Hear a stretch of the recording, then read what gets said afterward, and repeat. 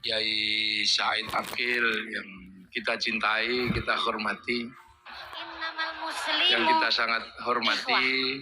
Orang yang beriman ini adalah orang-orang yang bersaudara. Nahdlatul Ulama, khususnya Ibu Ketua, orang-orang yang beriman yang adalah alhamdulillah bersaudara. juga Maka terpilih dari menjadi itu anggota yang namanya DPR RI. bertetangga, ya memang sudah jadi Ibu resiko, pasti ada permasalahan. Muhaimin yang Maka yang namanya saya bertetangga hormati, harus saling bisa menjaga. Ibu Harus saling bisa menjaga Profesor, rasa, harus bisa belum saling menutupi yang kekurangan. saya hormati, Jangan sampai Duta seperti Besar, tadi contoh. jajaran tamu Maka undangan, terkadang hadirin kita wal di dalam hadirat yang bertetangga berbahagia. seringnya iri hati, Ini yang forum namanya dengki halal menutupi bihalal. hati. Padahal kita Yang bertetangga, biasa kata dilakukan Nabi, mangkana setelah yu'minu billahi bulan wal yawmil Ramadan akhir atau falyukrim bulan puasa. jarahu. Barang siapa yang iman kepada Allah, Alhamdulillah, iman kepada hari akhir, maka kita ini hendaklah memuliakan masih tetangga. punya Tapi memang di pelajaran dalam bertetangga ini dari seringkali pelajaran yang terjadi paling tua suatu perselisihan. yang Maka diberikan harus Allah kita kepada manusia. betul-betul saling menjaga, saling Jadi bulan merenungkan puasa ini bersama. adalah pelajaran Jangan sampai terjadi lama seperti macam yang tadi. selalu diajarkan Maka dari kepada itu, manusia. terkadang kalau Makanya kita Allah hatinya menyatakan sudah tertutup yang namanya dalam dengki, firman-Nya, kita manusia kama sering kutiba timbul alal ladzina lupa min diri dan qablikum. lupa daratan. Seperti orang Apalagi dulu kita aku manusia wajibkan ini puasa. sering terjadi Jadi sudah yang puasa ketutup itu bukan dengki, cuma generasi maka kita. akhirnya mulut Orang kalau dulu ngomong juga disuruh suka puasa. menyakiti hati. Ngomong Nabi seenak Adam jidat, puasa bikin dikenal hati dengan orang nama Ayyamul Bid tersayat-sayat. sama Ayyamus Akhirnya Sud. kalau orang Hari isinya terang, hatinya tanggal dengki, 13, maka 14, sibuk 15, mencari simpati rembulan, sampai lupa 27, 28, bagaimana 29 caranya berempati. rembulan. Bahkan Nabi orang Idris kalau diajari hatinya puasa, sudah dengki, tapi tidak bernyawa biasanya makanannya. orang ini Mutih kalau kalau orang ngomong sekarang. suka bikin hati orang Nabi pilu. Nuh motong Kalau hati orang udah kayu sampai sembilu, membuat kayu giliran dalam dia keadaan minta puasa. maaf pakai materai 6.000. Nabi Ibrahim puasa. Ini Nabi terjadi di Musa naik ke masyarakat. Gunung Tursina Maka di puasa. Indonesia, maaf Nabi ini Dawud yang sehari sering puasa, terjadi sehari tidak. setelah ungkapan Nabi Isa baper, puasa. bawa perasaan, Nabi Muhammad dan akhirnya umatnya kita juga disuruh kehilangan puasa. tulusnya kata maaf. Makanya karena puasa Biasanya ini pada peribadatan kuno. Gitu aja Kama baper. kutiba alal ladzina min qablikum. Nggak usah Maka dimasukin hampir hati dong. seluruh manusia mengenal puasa. Biasanya kayak gitu. Dan puasa ini ternyata Maka tidak cuma sebetulnya orang kita Islam bermasyarakat yang harus menjalankan. bisa saling menjaga Jadi puasa perbuatan, ini ternyata menjaga karena lisan. puasa ini Kata peribadatan Nabi, lama. "Man salimal muslimuna Maka tidak min cuma yadihi umat Islam wa yang lisanihi." puasa. Sebaik-baik orang Agama Islam kuno adalah namanya yang bisa Zoroaster. menjaga perbuatan Punya Tuhan dan dua, menjaga lisannya. Ahriman sama Maka Ahura dari Mazda. itu, ini Nabinya dari namanya keluarga Zarathustra. Abi Ramzi, Ajarannya sama nihilisme. Itu juga puasa. Masa aneh cuman Tuhan terang, Ahriman. Ini kalau kelahi sama Tuhan gelap. Orangnya nggak sakit hati. Kalau Tuhan terang itu Yang menang, namanya uang maka disakiti ya terjadi jelas gerhana lara bulan. hati. Orang Zoroaster puasa 3 bulan. Kalau Tuhan terang yang kalah, gerhana matahari puasa Ini 3 bulan. lama-lama jadi provokator. Nah, orang Tapi Zoroaster ini punah. provokatornya ada yang Karena terus namanya agamanya Abu berubah Vulkan. menjadi penyembah api yang di dalam Al-Quran dikenal dengan nama Majus atau Majusi, menyembah api. Abu. Orang Majusi juga punah karena Raja Majusi yang terakhir yang namanya Rustum masuk Islam. Karena diislamkan sama Sayyidina Ali, ngambil menantu Sayyidina Husain. Karena orang Majusi masuk Islam, maka tidak lagi menyembah api. Tapi orang Majusi menaruh api di bangunan tinggi, namanya Manaro. Begitu masuk Islam, apinya dibuang, Manaronya ditaruh di depan masjid. Akhirnya masjid Persia punya Manaro. Dan seluruh kaum muslimin melihat Manaro di depan masjid itu bagus, maka kaum muslimin berlomba-lomba bikin Manaro. Yang akhirnya sampai di Indonesia bernama Menara. Itu sumbangan dari orang Majusi, dari Majusi. Nah, orang Hindu juga diajarkan Abu puasa. Vulkanik.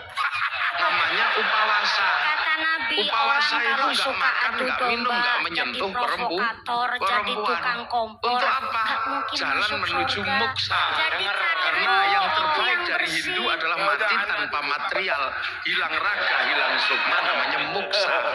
Agar bisa moksa, ibadah terakhir setelah Upanishad, setelah kabumian adalah upawasa. Nggak makan, nggak minum, dan nggak menyentuh perempuan. Nanti hilang secara material. Makanya ketika Islam datang mengajarkan syahrul siam, nggak makan, nggak minum, nggak menyentuh perempuan, kok mirip seperti upawasa.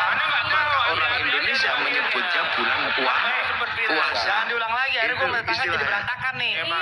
Orang Yahudi, orang Buddha juga diajari puasa. Kalau pengen mendapatkan penyempurnaan 8 jalan menuju nirwana, harus puasa di bawah pohon bodhi dengan pakai kain selempang, dalemannya tanpa jahitan. Orang Yahudi puasa, kalau peringatan Yom Kippur juga puasa. Orang Nasrani kalau Jumat Agung sebelum Paskah juga diajarkan puasa. Jadi puasa ini adalah milik semua agama, cuman caranya berbeda. Jadi makanya kalau kemudian halal bihalal ini mempertemukan seluruh umat beragama yang berbeda, pasti nyambung karena urusannya dengan puasa. Nah ini lintas agama juga. Loh ya nyambung kalau dalam urusan puasa karena semua agama mengenal puasa. Ini puasa. Makanya puasa itu saking terkenalnya variasinya paling banyak. Di Indonesia ada puasa makan daun tok namanya ngidang. Ada puasa makan umbi-umbian namanya ngerowot. Ada puasa tanpa nyawa namanya mutih. Ada puasa tidak kenyentuh matahari namanya pati geni. Ada puasa diem namanya bisu. Ada puasa gandul di pohon namanya ngampret atau ngalong. Ada puasa jalan terus ngedan. Itu puasa. Jadi variasinya paling banyak. Dan sejarah-sejarah besar dilewati dengan puasa. Sejarah tertulisnya Weda, sejarah tertulisnya Tripitaka, sejarah turunnya Al-Quran itu sejarahnya orang puasa. Sang Buddha Gautama tukang tirakat, Walmiki tukang tirakat, Rasulullah juga tukang tirakat. Makanya Quran turun setelah Rasulullah naik turun Gua Hira selama 15 tahun. Syekh Abdul Qadir Al-Jilani Ma'rifatullah setelah 25 tahun puasa di padang pasir dibimbing Syekh Mubarak Al-Madzumi. Sunan Kalijaga menjadi wali setelah puasa 3 tahun. Baca ya hayu ya qayyum walaupun keliru ya kayuku ya dulu. Ya. Saridin jadi wali setelah puasa 3 tahun. Baca Allahu Akbar walaupun keliru lawa bubar. Jadi sejarah besarnya ini orang puasa. Mbah Manaf Lirboyo pengen mendirikan pondok pesantren Lirboyo, puasa ngerowot 56 tahun, makan uwi. Sampai akhirnya uwinya hilang karena dimakan genderuwo. Akhirnya sama Mbah Manaf uwinya diganti gadung. Akhirnya genderuwonya makan gadung. Begitu genderuwo makan gadung jam 12 malam genderuwonya mabuk. Karena makan itu pondok Lirboyo ambruk. Maka dikasih minum minyak jarak. Nah akhirnya genderuwonya sadar terus punya tugas santri sebagai tukang ngisi jeding, nyenggot namanya. Makanya Lirboyo itu dulu kalau malam suka ada kriut itu genderuwo nyenggot. Nah sekarang genderuwonya pensiun karena Lirboyo sudah punya sanyo. Mbah Hashim Asy'ari mendirikan NU, puasa 3 tahun dari hulu Sungai Brantas sampai hilir baca surat Kahfi. Terus tiap malam gak pernah tidur, ngatamkan surat At-Taubah 41 kali, surat Kahfi 41 kali dalam 2 rakaat sholat hajat. Makanya kalau NU jadi gede ya gak masalah, wong tirakatnya besar, maka penumpang NU itu macam-macam. Yang sholatnya rajin ya numpang, yang setahun sekali ya numpang, kadang Bandar Dadu ya numpang. Itu NU apa aja numpang. Makanya tapi karena kendaraan besar jalannya pelan, nggak bisa was-was gitu. Makanya NU sering disalib kendaraan kecil-kecil, wes gitu, tapi penumpangnya kecil. Yang naik yang cingkrang tok gitu. Yang naik yang jenggoten tok, yang nggak jenggoten nggak boleh naik. Tapi karena larinya cepet, was-was sering nabrak, dikit-dikit tabrakan, bruk, nabrak sapi, bruk, nabrak apa gitu. NU biasa. Ya, Ki Gede Pemanahan ketika pengen membangun alas Mentao, disuruh puasa 20 tahun sama Sunan Kalijaga. Akhirnya puasa di Bang Lampir Gunung Kidul, pantat bekas puasanya sampai batunya dekok. Punya anak Danang Sutawijaya membuka alas Mentao, mendirikan Mataram 1875, 1758 dipecah oleh Belanda jadi Jogja sama Solo jadi Giyanti. Akhirnya Jogja jadi Amangkubuanan Pakualaman, Solo Mangkunegaran Kasunanan. Ki Ageng Pengging pengen punya anak jadi raja, puasa 7 tahun, lahir Joko Tingkir. Gitu. Nah calon Raja Mataram nggak mau jadi raja, namanya Bagus Harun. Karena pengen melahirkan anak jadi raja tapi alim. Maka Bagus Harun keluar dari kerajaan, puasa di daerah Pagotan Ponorogo, belakang pabrik gula, tirakan di samping sumur. Sumur yang dipuasani naiknya airnya 7 meter pas 27 Ramadan. Oh aku untuk Lailatul Qadar. Karena sumur yang menghasilkan Lailatul Qadar, maka sumurnya disebut sumur Sewulan. Orang sekarang menyebutnya Sewulan, maka kampungnya dikenal dengan kampung Sewulan. Raden Bagus Harun punya anak, ganasnya luar biasa, perempuan, fatayat. Enggak ada yang berani nikahi dia saking kerasnya, sampai dikenal dengan nama Nyi Ageng Alap. Enggak ada yang berani nikah, dinikahi Raden Santri, punya anak Mbah Maktum, lahir punya anak Mbah Maklum, Mbah Tafsirano, ada Mbah Kolyub, ada Mbah Ilyas, nikah punya anak Mbah Nafiqoh, perempuan galaknya luar biasa. Enggak ada yang berani nikah, dinikah sama Kiai Hashim Asy'ari, nikah sama Nyai lahir Kiai Wahid Hashim, nikah sama Nyai Solikah binti Bisri Sansuri, lahir anak Abdurrahman Wahid, seorang presiden Indonesia walaupun 2 tahun. Nah ini tirakat semua mboknya itu dulu. Di Jogja ada orang nggak terlalu pinter namanya Sukira, pengen punya anak jadi raja, padahal bukan keturunan raja. Tetangganya cuma bilang paling kamu nanti jadi rajanya ketoprak anakmu. Tapi nekat puasa Bu Sukira 9 bulan, pengen punya anak jadi raja, ya Allah ya Allah. Keluar anaknya laki-laki jemblok keriting, dikasih nama Soeharto, jadi presiden 32 tahun. Loh itu makanya dulu orang itu kalau punya hajat besar, senjatanya puasa. Laki-laki mencintai perempuan paling cantik safatayat, kok ditolak? Puasa kalau laki-laki dulu, iya. Masuk masjid, baca ya Rahmanu ya Rahim, 7 hari 7 malam, I love you. Kalau nggak percaya dibalik, perempuan mencintai laki-laki paling ganteng, puasa baca ya Rahmanu ya Rahim. Kalau nggak santri cari pohon besar, bacanya Sunan Mata Kaji Hajiku Jaran goyang tak goyang, ya I love you. Loh, itu puasa. Jadi puasa itu menghasilkan energi yang aneh. Orang pengen kuat, puasa baca la haula wala quwata illa billah. Tapi juga bisa kuat baca Sunan Mata Kaji Hajiku Bantung Bondo puasa. Pengen kaya, puasa bisa, ya Fatahu ya Rozak, sholat duha. Kalau nggak mau ya Fatahu ya Rozak, puasa di Gunung Kawi, pulang ya kaya. Nggak puasa. Loh, makanya puasa ini punya energi yang universal. Tidak perlu Islam, tidak perlu baik, seperti yang dinyatakan oleh Yai Said. Hikmah itu tidak pandang bulu, dan puasa itu mampu melahirkan hikmah tersendiri. Dukun santet kalau puasanya kuat, santetnya juga teksek dia. Makanya ini puasa, dulu nenek moyang kita hobinya puasa. Dan yang ngerti puasa bukan cuma manusia, ayam juga ngerti puasa. Ayam itu kalau mau neteskan telurnya puasa 21 hari. Telurnya netes.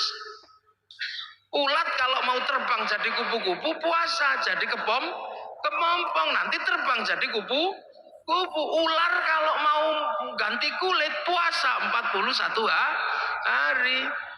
Mudah-mudahan puasa kita seperti puasa ulat. Habis puasa terbang jadi kupu-kupu. Jangan kayak puasanya ular. Habis keluar ular lagi. Habis ganti kulit ular lagi. Nenek moyang kita kuat-kuat dulu. Iya kuat-kuat. Bisanya cuman semilai Rahman Rahim. Tapi sakit gigi sembuh. Dukun bayi senjatanya cuman lowo. Tapi tirakatnya kuat. Bus gitu keluar. Makanya nenek moyang kita nggak ada takutnya. Dan puasa ini bisa pakai apa saja. Santet pakai puasa ya kuat. Bahkan cari nomor pun pakai puasa juga tembus. Ini puasa. SSB. Makanya nenek moyang kita ketemu singa. Oh gitu singanya. Kita cuman ke singanya pergi. Sakit gigi sembuh. Begitu sekarang orang takut puasa. Bismillahirrahmanirrahim. Basin tok. Lah ya makanya dulu orang nggak pernah takut apapun. Bambu runcing sama tentara nggak takut. Sekarang jangankan sama tentara Belanda, jangankan sama singa, orang sekarang sama melinjo takut. Monggo melinjo dan kenapa? Asam urat. Orang sekarang penakut. Orang ayam itu makanan manusia. Begitu ayamnya pilek, manusianya ketularan. Lu burung. Orang sekarang ketemu santan takut. Enggak. Kolesterol. Manusia jadi penakut karena punya senjata dari Allah nggak pernah dipakai. Dengar puasa. Puasa lagi. Akhirnya remuk tubuh manusia modern, rentan sekali manusia modern ini. Akhirnya kalau sudah rentan pasrah sama dokter, masuk rumah sakit. Begitu masuk rumah sakit, dokternya nggak lupa, kamu tak operasi tapi puasa dulu ya.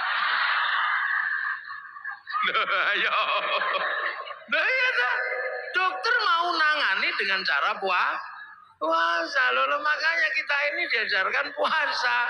Makanya enak ibu-ibu itu sekarang. Walaupun nggak puasa full, ada puasa enteng-entengan sekarang. Jadi tidak cuma people power yang enteng-entengan. Puasa pun ada enteng-entengan, namanya diet. Nah, diet kalau keterusan dead. Loh, ini pelajaran dari Allah. Kenapa kita takut? Loh makanya begitu kita ini puasa udah nggak kenal masalah. Loh makanya kekuatan hebat itu muncul dari orang yang bisa puasa. Tapi puasa kita ini beda dengan puasa kesaktian. La'allakum tattaqun. Nah, apa sih la'allakum tattaqun? Agar kita menjadi orang bertakwa. Takwa itu apa? Menghadapkan wajah kemanapun merasa melihat Allah. Kenapa kita bisa merasa melihat Allah? Dengan puasa. Karena dengan puasa ego kita tuh turun. Kenapa? Karena kita ini punya dua elemen. Manusia itu sudah kenal Allah. Wong sebelum turun dari langit sudah dikenalkan. Alastu birabbikum, kamu lupa nggak kalau aku ini Tuhanmu? Nyawa jawab, qalu bala syahidna ya Allah, aku jadi saksi engkau Allah. Fanfukhur ruh, maka ditirup ke dunia. Lah di dunia ditampani oleh daging. Daging apa? Daging yang diproduksi oleh bapak dan ibu dari sisa makanan yang paling bagus namanya nutfah. Ini kan sari makanan dunia. Punya bapak, punya ibu dicampur, titipkan di rahim ibu. Makanya perempuan itu namanya sawah. Nisa hukum harsul lakum, perempuan itu sawah karena tempat menanam. Jadi sampean nggak bisa mengingkari kodrat sebagai tempat menanam. Tempat menanam. Jadi sampean itu sawah. Laki-laki ini yang punya sawah. Makanya sampean laki-laki harus tahu, kalau sawah pengen tanamannya bagus, jangan terlalu banyak sampah dan banyak rumput. Maka perempuan kalau pengen tanamannya bagus, bersihkan seperti sawah tanpa rumput dan tanpa sampah, agar bersih. Kalau sudah tumbuh jerawat, masukin salon. Begitu. Perempuan itu harus selalu bersih karena tanamannya biar bagus. Nah, itu tugas laki-laki, belikan lipstik, belikan bedak.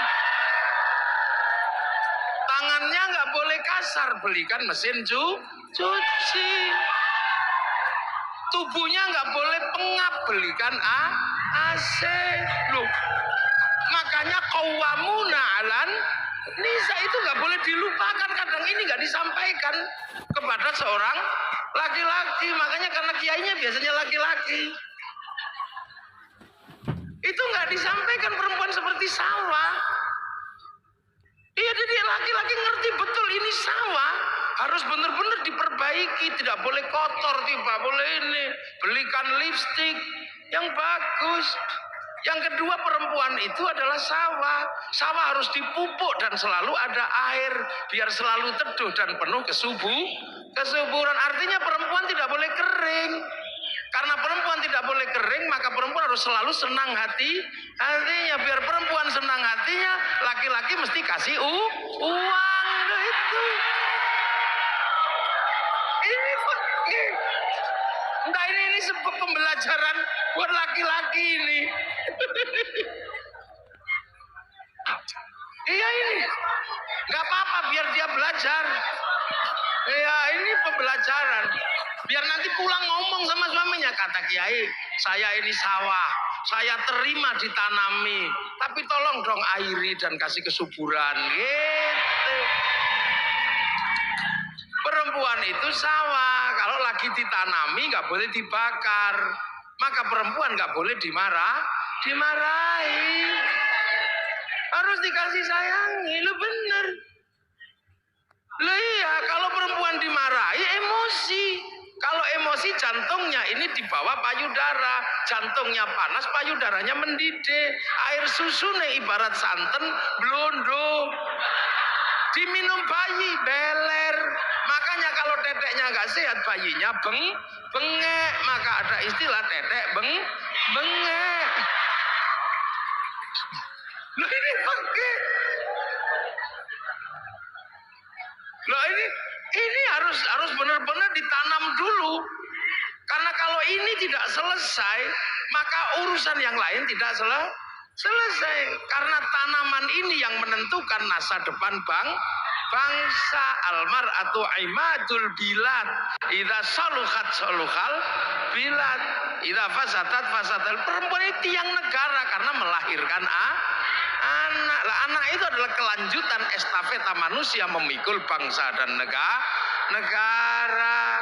Nanemnya harus kuat, maka sawahnya harus subur. Maka kalau dimarahi biasa aja laki-laki itu. Laki-laki nggak boleh marah. Kalau perempuan marah biasa. Iya. Lah iya, marahnya perempuan itu kan buang sampah. Dan laki-laki itu tempat sampah. Makanya kalau sampah lagi dibuang, tempat sampahnya jangan ditutup. Kalau ditutup sampahnya dibuang ke tetangga. Kita pusing WA-an sama tetangga. Karena ternyata laki-laki itu lebih mencintai istrinya daripada anaknya. Dia, laki-laki manapun pasti lebih mencintai istrinya daripada anaknya. Survei membuktikan. Loh, laki-laki pulang kerja, anaknya di pangku tetangga. Terima kasih. Loh, iya. Loh, pulang kerja, anaknya tiba-tiba digendong tetangga. Terima kasih. Coba kalau yang di pangku istrinya. Wah, loh, ini membuktikan bahwa laki-laki mencintai istrinya. Senggol bacok. Loh, makanya kan ada cerita Ja'ara julun ila Umar bin Khattab. Ada laki-laki datang ke Sayyidina Umar. Itu nggak disebut, ternyata Abu Dzar Al-Ghifari. Abu Dzar Al-Ghifari itu kepala suku panglima perang, tapi istrinya cerewetnya luar biasa. Sampai ini apa?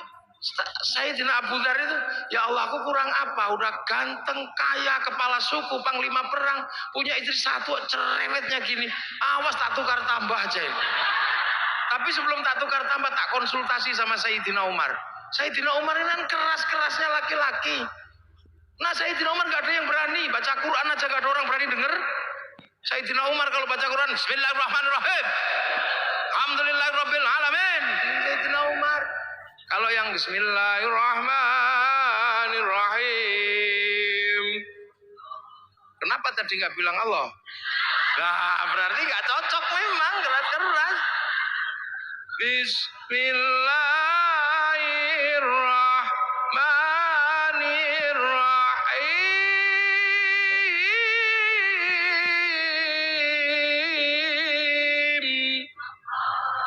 Itu Sayyidina Ali. Kalau Sayyidina Umar, Bismillahirrahmanirrahim. Allah. Kalau khutbah itu pedangnya ittaqillah. Sak masjid gini semua. Makanya saking kerasnya Sayyidina Umar, ketika Sayyidina Umar meninggal, Sayyidina Ali nadar. Orang kok kerasnya kayak gini, kalau mati ditanya malaikat mungkar nakir jawabnya apa? Maka meninggalnya Sayyidina Umar, kuburannya di kuping sama Sayyidina Ali. Karena sama-sama walinya ya denger. Assalamualaikum, salam. Malaikat mungkar nakir kaget. Salam, siapa itu? Mungkar nakir ya Umar. Ada apa? Ya mau nanya ya Umar. Nanya apa? Ya marabbuka. Allah. Apalagi udah itu aja gak jadi. Loh, itu maka Sayyidina Abu Dzar ini mau curhat ke Sayyidina Umar. Baru mau curhat tentang perempuannya yang cerewet. Sampai di dalam rumah dengar ada perempuan ngomel. Ternyata Bunyai Atikoh lagi ngomeli Sayyidina Umar. Sayyidina Abu Dzar podo tiba. Selesai ngomel, Assalamualaikum, salam. Siapa itu? Abu Dzar ya Umar. Ada apa? Kok tumben-tumben suruhnya sini? Gak jadi, sama aja. Loh. Akhirnya Abu Dzar ini kan nanya, ya Umar, ternyata kamu kok tahan istrimu ngomel seperti itu? Kok kamu tahan? Ya, aku harus tahan. Karena memang istriku setiap hari ngomel. Tapi ngomelnya istriku tidak sebanding dengan kasih sayangnya pada anak-anak dan keluarga. Ya maksud gitu. Coba kalau jawabannya iya kayak radio rusak, ngomel lagi. Inilah. Maka ini tiang negara. Makanya jangan ngomel. Karena jadi perempuan itu ternyata nggak enak. Ini saya punya pengalaman. Saya pernah jadi perempuan sehari semalam. Yakin saya pernah jadi perempuan sehari semalam. Gara-gara istri saya tak omeli nantang. Wah anak begini kocar-kacir seluruh rumah. Padahal yang bantu juga sudah banyak. Mas, jangan ngomong gitu. Kamu belum ngerasain jadi perempuan. Nggak enak jadi perempuan itu. Akhirnya saya emosi. Ya sudah, gantian saya jadi perempuan. Ya sudah, hitam di atas putih saya sama istri saya. Saya jadi perempuan sehari semalam, 24 jam. Teken saya. Nanti jam 2 malam kamu harus minggat dari rumah ini. Akhirnya tak suruh pergi istri saya jam 12 malam. Kasih duit 10 juta. Iya, kamu pergi dari rumah ini malam hari ini, jangan sampai anak-anak bangun. Nanti kalau saya nggak tahan, kamu tak telepon. Iya. Pernah itu. Wah, akhirnya istri saya udah pergi, saya ini gagah mau jadi perempuan. Subuh-subuh anak saya kan nggak bangun. Akhirnya saya nyontoh istri saya, nak bangun, nak. Ya nggak ada yang denger. Itu kan pekerjaan istri saya pidato kalau pagi-pagi. Saya yang pidato, nggak ada yang denger. Biasanya istri saya kalau anaknya nggak bangun dicubit, saya ikut nyubit. Kalau dicubit sama ibunya bangun, dicubit saya ditendang kepala saya. Wah, akhirnya nggak bangun, gagal, saya udah mulai pusing. Ada yang turun bawa pempes, kepala saya udah sak helm rasanya. Habis itu mandikan, disemproti biasanya istri saya ikut nyemproti, ngamuk kepanasan. Ada yang kedinginan, habis itu jejer didulang gini satu-satu. Ada yang kegedean, disembur, diuncal no. Stres saya jam 7 akhirnya mau sekolah, gagal semua. Gak ada yang mau sekolah. Habis itu rumah berantakan, TV pecah, remote kocar kacir sudah. Jam 1:30 saya minta ampun sama Dek, pulanglah. Nyerah aku. Nyerah. Akhirnya dia ketawa. Iya, aku sudah di samping rumah karena engkau pasti gak tahan. Iya wis nyerah. Tak cekel tangannya begitu sampai rumah, ambung ping 7 udah. Setelah itu, ini ngerti semua ini anak-anak. Bang ini ngomongan saya itu 1, 2 itu. Betapa kerasnya istri saya, tapi saya nggak tahan akhirnya. Ampun saya. Akhirnya nyerah saya itu. Makanya tadi termasuk baju ini dia yang jahit. Karena saya ini hidupnya diurusi orang. Jadi ke sana diurus. Hampir istriku itu jarang ngurusi saya. Maka cuma dia bilang, engkau boleh diurus sama siapa mas, tapi saya minta satu. Biar urusan bajumu dan sarungmu urusanku. Biar nanti kalau engkau masuk surga aku tak bisa gandol katanya. Cuman itu aja. Karena itu aja dia minta. Akhirnya ini sarung. Ini dia yang jahit. Saya baru ngerti ternyata yang dijahit itu apa. Selimut. Jadi kemarin waktu di hotel baru tak samain gini. Sama ternyata kain.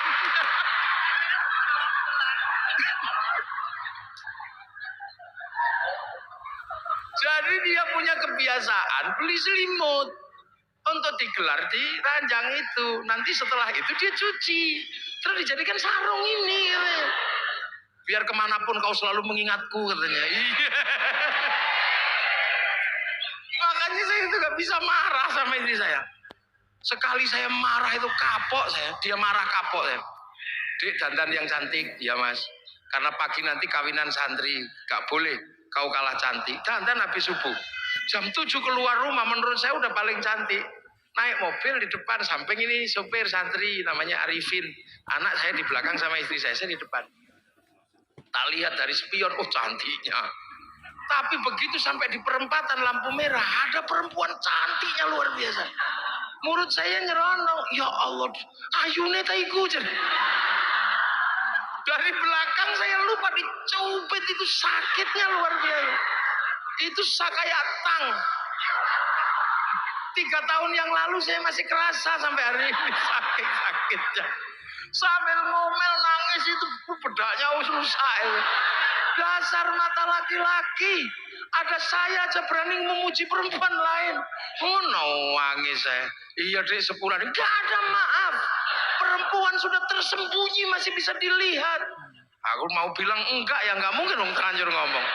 Akhirnya saya dengan gaya laki-laki, iya dek.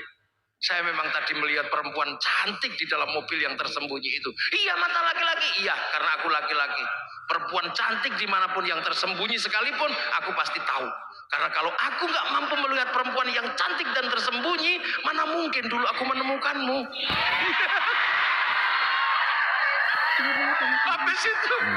Habis itu kendor ini.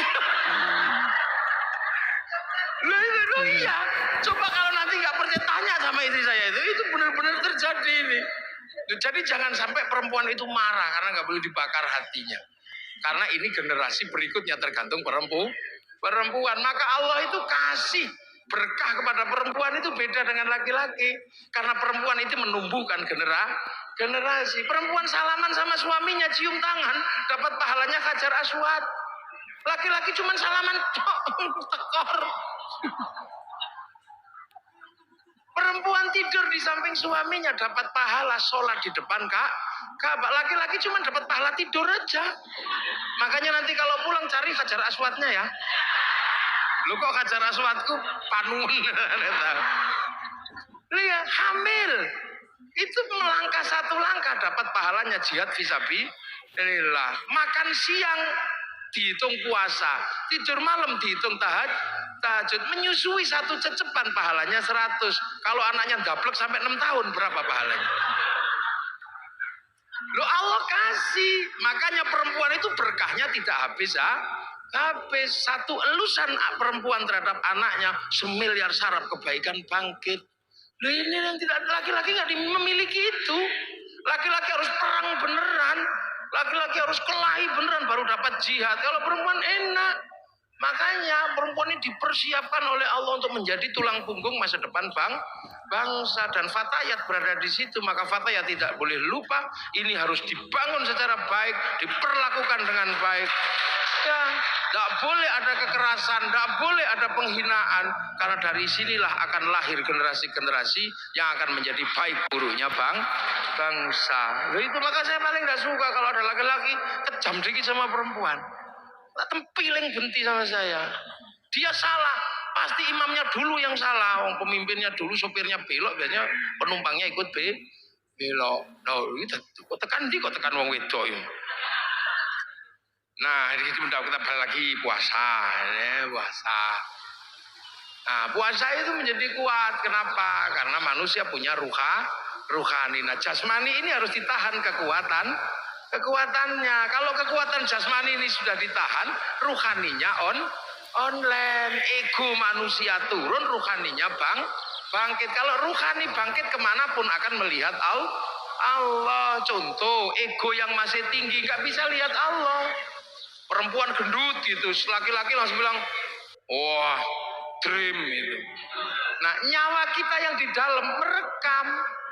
Karena manusia itu sebenarnya punya titipannya nyawa, persis seperti padi, persis seperti pisang. Pisang itu punya titipan pisang yang harus dikelola oleh pohon pisang. Beras itu tergantung pohon padi. Sama seperti syuting itu. Syuting itu hidup untuk tengok saya sana sini. Itu kasihkan bekal namanya memori. Nanti setelah ngerekam saya, syutingnya dibanting, nggak masalah. Yang penting memorinya masih ada. Beras juga sama, walaupun nanti pohon padinya nggak ada, selagi berasnya masih ada, masuk laboratorium rekamannya ada organik atau bukan organik. Manusia juga nanti jasadnya ini sama pergi, tapi kalau nyawanya kembali pada Allah, rekamannya juga masih ada. Nah, tugas jasad ini memberikan rekaman yang baik. Kalau egonya tinggi, rekamannya pasti jelek. Istri gendut gitu, drem, rekamnya drem. Tapi kalau egonya sudah turun, rekamannya pasti bagus. Istri gendut, alhamdulillah, istriku gendut, gak tak kasih makan seminggu juga masih hidup. Rekamannya Allah. Nah iya, sendal hilang gitu. Kalau egonya tinggi, oh kambing ini. Akhirnya yang direkam adalah kambing. Tapi kalau egonya turun, sandalnya hilang, masya Allah. Akhirnya direkam masya Allah. Berarti begitu besok rekamannya dikembalikan pada Allah. Loh, kok ada kambingnya? Karena pernah rekam kambing dipanggil, Bing, kok kamu ada dalam rekaman hati orang ini? Ya Allah, dia mitnah saya nyuri sendal. Padahal kan dia tahu nggak ada kambing nyuri sendal. Saya nggak terima, neraka. Makanya orang kalau egonya turun, rekamannya Allah. Lihat ayam naik masjid, alhamdulillah ya Allah, ayam naik masjid. Kok belum begitu jerot, alhamdulillah ya Allah, santriku bisa praktek toharoh, membersihkan telek dari atas masjid. Karena kalau tidak ada telek naik ke masjid, santri nggak bisa praktek toharoh. Wong kiai nggak boleh bawa telek ke atas masjid. Rekamannya Allah terus.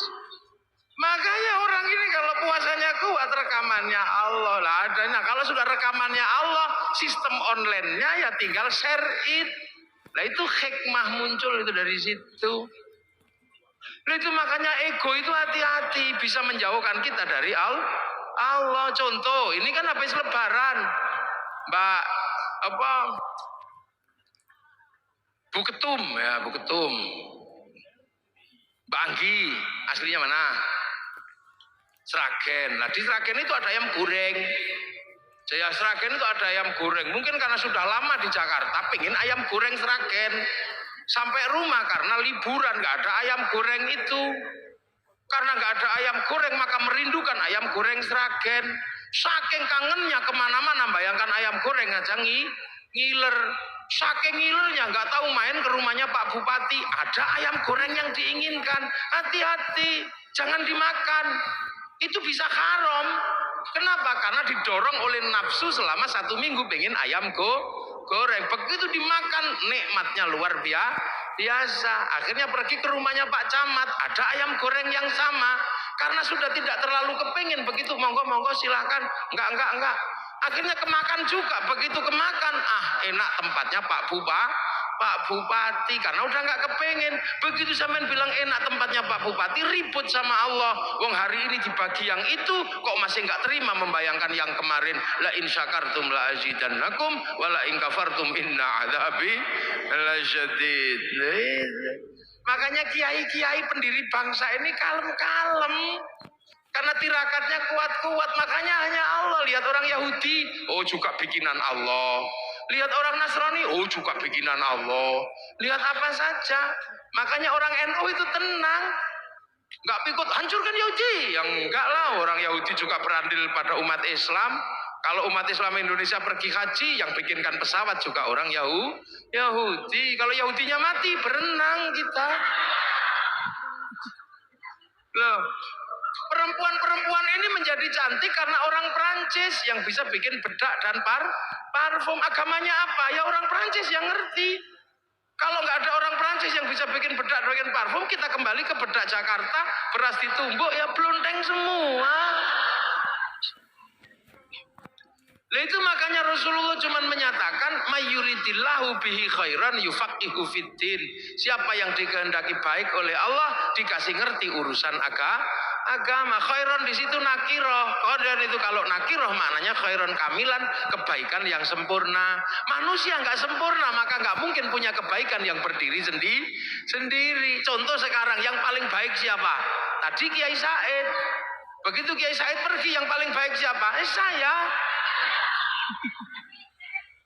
Lihat, saya yang paling baik, dikasih mic ngomel sesukanya enak karena paling baik. Tapi saya nggak boleh ngomong paling baik sebab kebaikan saya menjadi ada di sini karena Mbak Anggi bikin acara fatayat. Kalau nggak ada acara fatayat, saya nggak terlihat baik di sini. Nah kalau sudah baik seperti itu, siapa yang baik? Ya ribut kata Mbak Anggi, ya saya.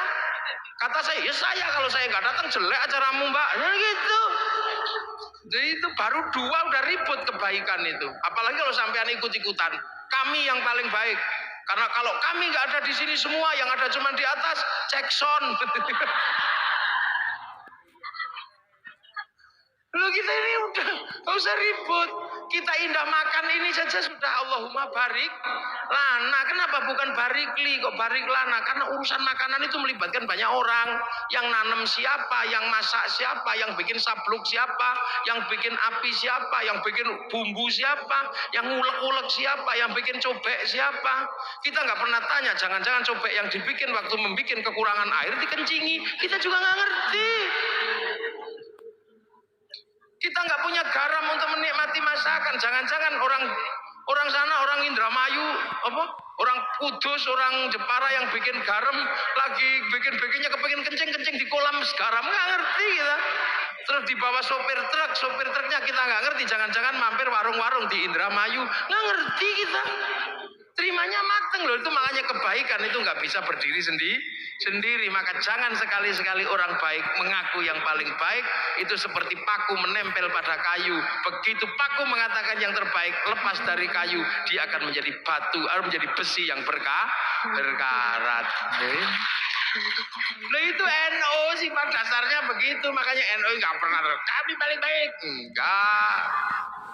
Iya, Fatayat punya bordir. Yang bordir mesinnya mereknya Butterfly, buatan Cina. Ini rame, indah, minumnya Nestle. Ini Prancis kalau nggak salah. Kita bisa begini karena komunikasi sama saya pakai handphone. Yang datang orang bawa handphone punyanya orang Korea Samsung. Pengajian ini menjadi indah karena orang Jepang bikin toah. Jadi bagus karena itu. Ada yang saya yang paling murni. Kenapa? Saya minumnya degan. Nggak bisa. Degan itu dibacok pakai golok dari pir mobil buatan Jepang. Yang paling murni sekarang tinggal satu. Kalau ada hujan mangapo.